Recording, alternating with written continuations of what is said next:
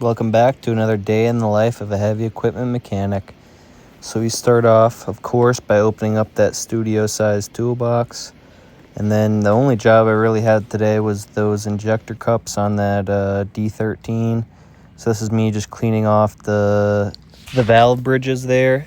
I'm cleaning them off just because I'm going to mark them with a paint marker for each cylinder. So like exhaust or intake 1, intake 2, obviously down the line all the way through 6, just because usually they wear to the cylinder itself. So I want to make sure that I put them back on the right cylinders.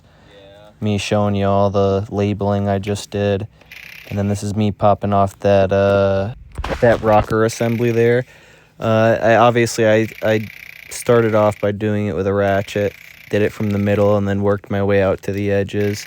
And then just to make it quicker, for the first time like ever, I used an impact, putting all those bolts aside so I know they're all there and I don't lose any, just because like with stuff like this, you just want to keep the original hardware if you can. So then this is me pulling off that rocker assembly. That thing was at least probably 70-ish pounds, so it was a little bit heavy, so I had to muscle it out of there.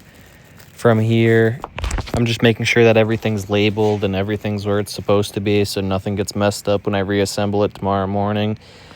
Everything's labeled correctly. And then this is me using a lady finger to pop those injectors out.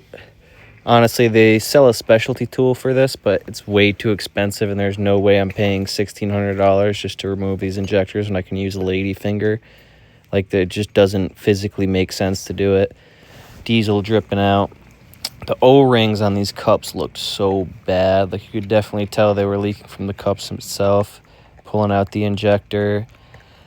Obviously, with injectors, you have to make sure they go back to each cylinder. So this is me just throwing on tags to each cylinder. Had to drain the coolant before I pulled the cups out, just because the cups seal the head from the actual injector itself.